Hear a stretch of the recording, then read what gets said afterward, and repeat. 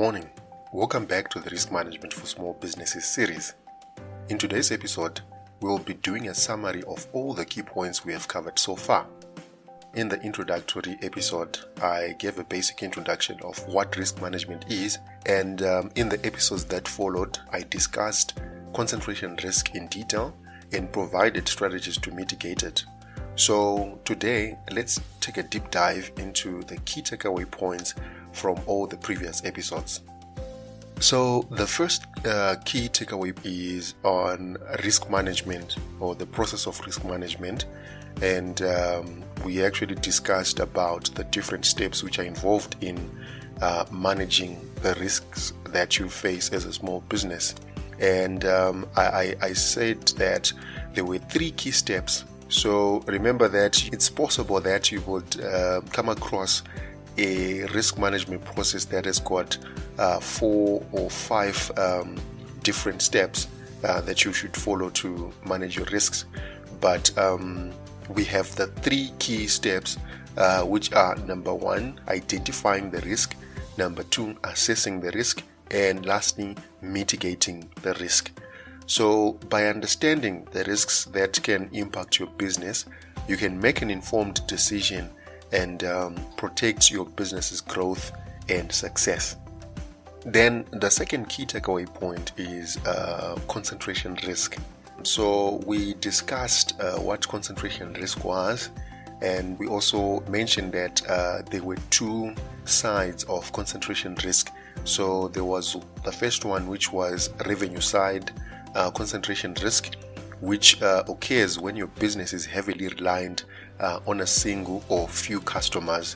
And we also expressed that sometimes it could be an issue with a single product or service. But then I also then went on to clarify that one of the key features of a small business is that you have a single product or a single service. So most of the times, the only thing that you can manage or deal with as far as concentration risk is concerned would be to diversify the clients that you have. Then on the other side, we have supply side concentration risk, which I also went on to talk about and mention that it would be when your business is heavily reliant on a single or few suppliers, which means that any disruptions from your suppliers, you would stand to lose.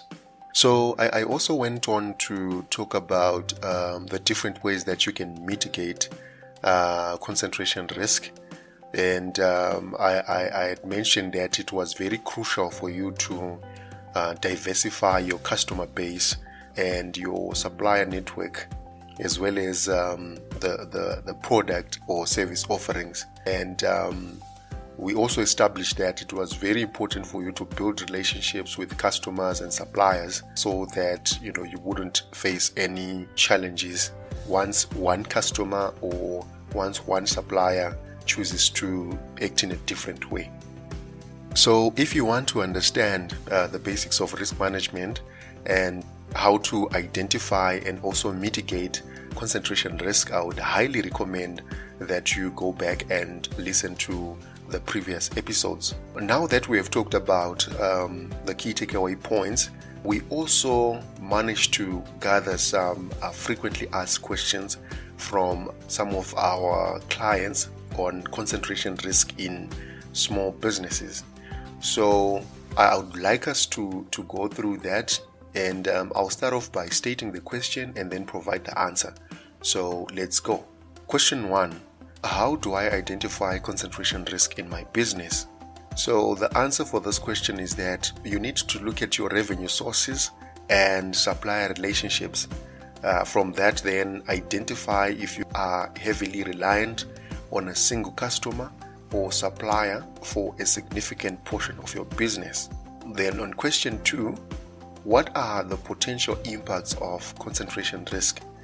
And the answer for that is concentration risk can lead to financial instability, reduced revenue, and increased vulnerability to changes in customer behavior, market conditions, and disruptions in supply operations.